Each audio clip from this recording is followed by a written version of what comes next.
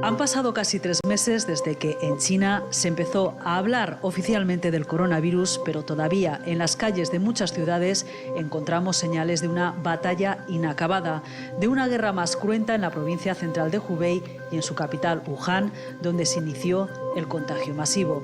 A unos días de que se reabra y de que ya muchos de sus 11 millones de habitantes puedan salir a la calle tras casi 2 meses sin pisarla, el mundo se cierra ante el avance de la pandemia y mira más que nunca a China, que ha dejado atrás lo peor y ofrece ayuda. China lejana y exótica todavía para Europa, la segunda potencia mundial, pero también China con su sistema tan opuesto a las democracias occidentales y sus aciertos y errores en la gestión de esta crisis.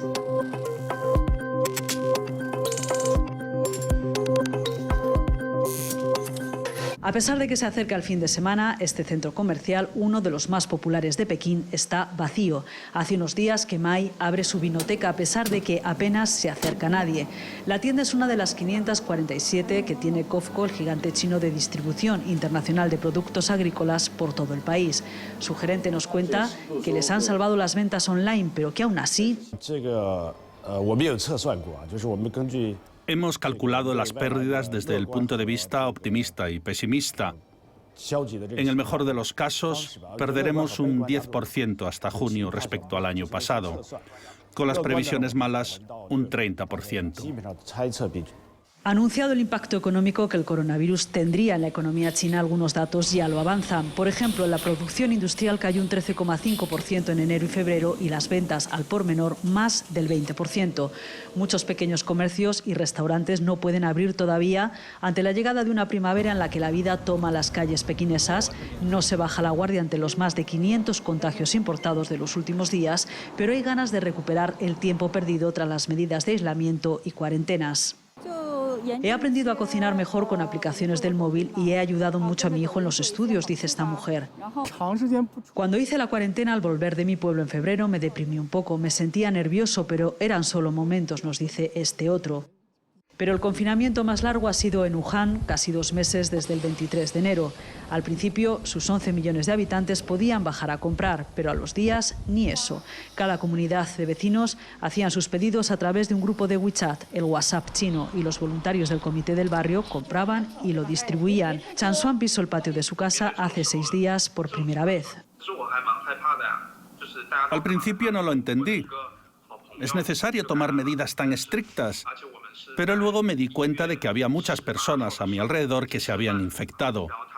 Cerrar la ciudad no es una iniciativa agradable, pero es eficiente. Con bastante comida solo tienes que esperar a que todo mejore fuera. Aguardar para salir un día sin riesgo de enfermar ni de contagiar tú al resto. Si piensas así, verás que la medida no es horrible o inaceptable. Desde el presente miramos al pasado, precisamente desde esta ciudad, epicentro del brote donde el coronavirus ha dejado la mayoría de los más de 3.000 fallecidos de China. Según cifras oficiales y cuestionadas por muchos, llegan voces más críticas con la gestión inicial de la crisis. Las únicas en una ciudad bloqueada dentro de un país ya de por sí opaco con la prensa. El diario en Weibo de esta escritora, Fan Fan, se ha convertido en una lucha contra el olvido. 60 reflexiones, una por cada día de su confinamiento, en las que culpa a las autoridades locales de las dimensiones de la tragedia. Fan Fan destaca que ocultaron la verdad porque sabían desde mediados de diciembre que existía esta enfermedad. La opacidad es siempre un problema en China, ¿no? Se echa, digamos, la culpa a las autoridades locales en este caso, como casi siempre, ¿no? Que hay un problema en China, que quizá se pudo haber debido a que no sabían realmente a lo que se encontraban, a la proporción, digamos, del desafío que tenían enfrente, pero indudablemente la opacidad en China es un problema sistémico, ¿no? Y que, digamos, niega la eficiencia que tantas veces se pregona de su respuesta a este tipo de desafíos, ¿no? El 7 de febrero, Fan Fan escribe apenada sobre la muerte del médico Li Wenliang, uno de los 4 doctores que avisó de la neumonía que recordaba al SARS y que terminaron acusados por la policía de difundir falsos rumores. Su muerte despertó una ola de indignación en las redes nunca vista antes en China continental y puso en evidencia el retraso en la respuesta inicial, la que puede evitar que haya más contagiados, colapso en los hospitales y con ello más fallecidos. La primera problemática es la falta de regulación sobre el consumo de especies salvajes, porque el origen de todo el problema viene de ahí, y esta es una cuestión bien conocida en China, que no estaba convenientemente regulada. Y luego ha habido una segunda problemática también de carácter político, que tiene que ver con el intento de ocultar lo que estaba sucediendo. Los primeros cientos de contagiados habían estado en este mercado de mariscos de Wuhan, donde salió a la luz que había animales salvajes enjaulados.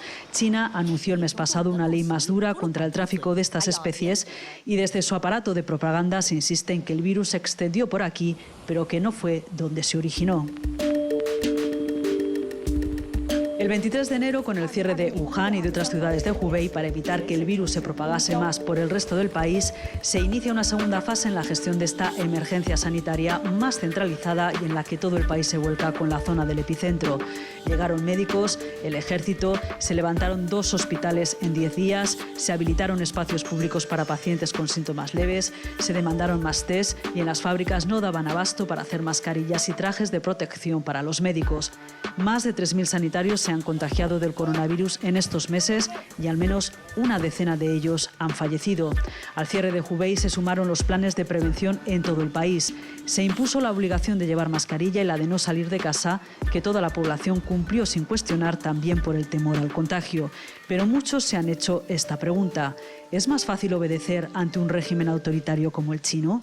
Yo no lo enfocaría de esa manera, porque en Asia tenemos dos grandes democracias muy consolidadas, como son Japón y Corea del Sur, donde el concepto que tienen las personas de sociedad, de darle más importancia a lo colectivo que a lo individual, pues es igual que en China. O sea que Corea del Sur, que es una democracia muy parecida a la española, ha tenido una reacción también a nivel colectivo y solidario pues diferente. Aquí primamos más sobre todo, digamos, la faceta individual sobre la faceta colectiva, y son dos formas de entender un poco pues la vida, que es de una forma más cultural. Yo no lo achacaría solamente a un tema del sistema político. El tiempo se ralentizó, la vida es lo que se ve desde la ventana de una casa y se limita una de nuestras capacidades como humanos, la relación social.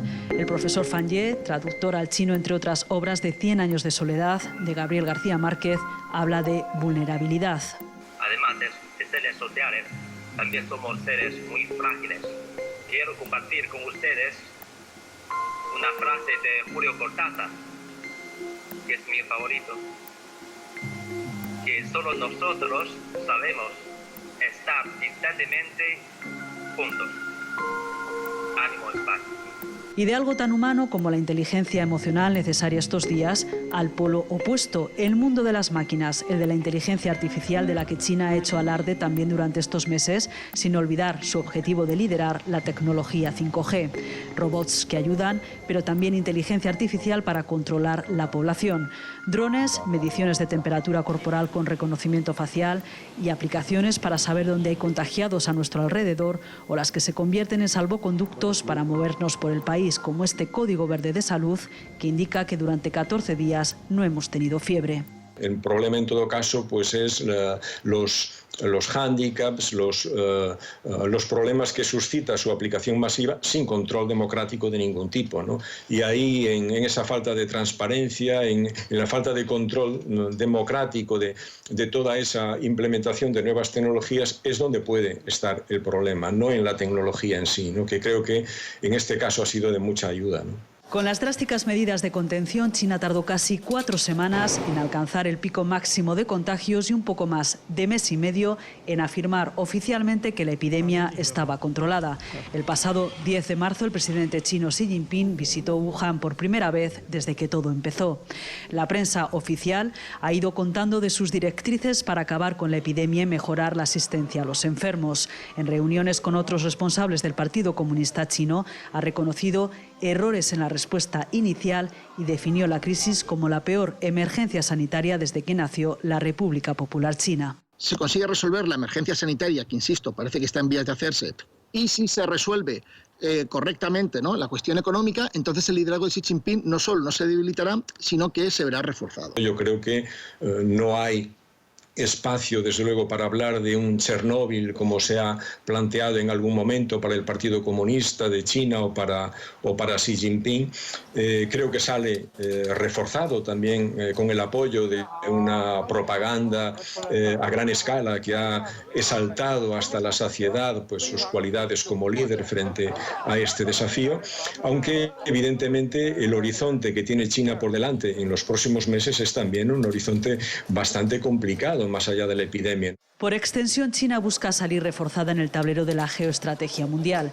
Este sábado, en la cumbre del G20, Xi Jinping ha instado a los líderes mundiales a una reducción de aranceles, a un mercado más abierto en el que China, ha dicho, incremente el envío de suministros antiepidémicos.